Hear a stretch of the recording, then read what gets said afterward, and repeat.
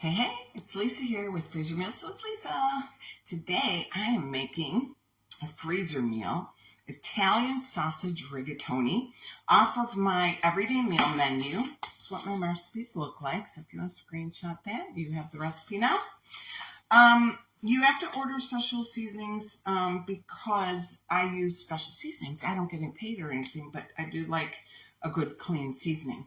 So I happen to use local spicery, and in this one we're going to use the local spicery butcher blend.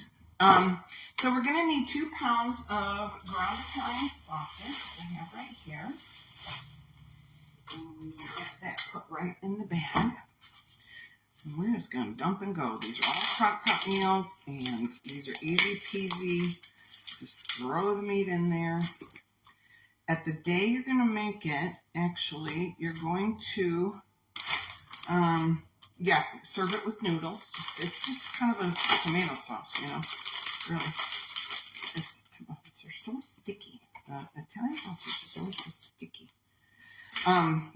So rigatoni is a noodle. So that's the cut. It's a shortcut, I think what they call it, shortcut noodle or something like that. But you can choose any noodle that you got in your pantry. You know, don't go to any special extra buying, you know, if you have it already in your pantry. All right, so there's 2. Oh, look at that. I love these bag holders, but sometimes they don't work out so well. All right, we're going to just throw that away.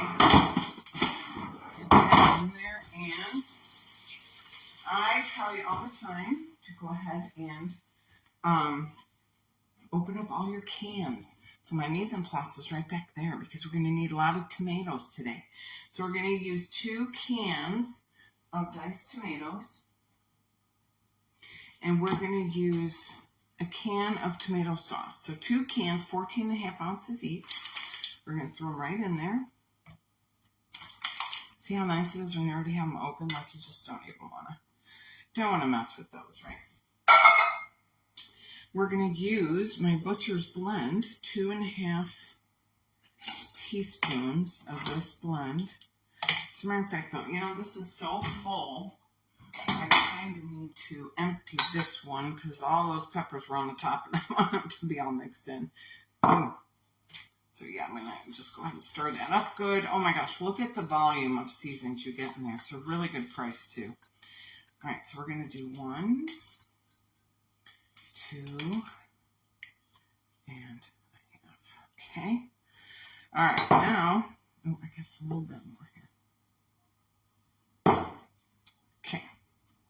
A yellow onion, which I don't do onion. My husband doesn't like onion, so I go ahead and put in fried onion flake for the flavor. And a little bit of onion salt for the salt part. Gives us a little bit of onion and a few different kinds of onions, but these holes are big, but they're not huge. Okay. We need 2 tablespoons of extra virgin olive oil. And I always say to keep 2 measuring spoons handy. 1 wet, 1 dry. So 1, 2. Okay, just add it all into our bag here. Oh, we need the 1 can of tomato sauce. Got that right here too. And this is going to be dreamy, creamy, delicious. You're going to love it. You need a little spoon here. I want to get all that goodness out. It really bugs me when I watch people cook and they don't scrape everything. It's like, come on, it's good money. Don't waste anything. Okay. And then, that's too much. I'm like, what's that do? Got a green bell pepper right here. I'm going to cut that up. Now, a lot of times I cut up the bell pepper before I even see you guys. I always get it in there. Sometimes I like to cut it up on camera so you guys can see me actually doing all the work, you know. My dog just loves green pepper, I tell you what. She's always coming over trying to snag the green pepper from me. All right, so we're going to just kind of dice up this green pepper. Let me get this in the garbage here. You've already had a lot of green pepper today, little girl. You don't get any more. I'm going to move the bag out of the way. And we're going to slice and dice. So my point about the, I'm going to get my dog roll. My point about the spices is that you just really got to trust me and know that we don't want what they put in the spice blends. Now, first of all, you can't even find a spice blend out there like this. You can't, and what I use in my recipes. So I have a private membership group, and I invite you to come and check it out. It's on Facebook, and there's a link in the description box where you can join my Freezer Meals with Lisa membership. And in there, I do give you 12 recipes a month, one menu. It's all in one menu. And I make a custom grocery list for you. And I offer a workshop, 4 workshops a month that you can come to live on video with us. And you can ask me any questions you want. I'm there in the group, and I go live in the group. And so it's a really, it's really interactive. I see a lot of freezer meal stuff out there, but there's no interaction. Like, it's just you download a recipe, and then you never hear from the person again until she's selling the next recipe. And I'm like, well, I want my people to have support. So, all right, I'm just putting that bell pepper in there.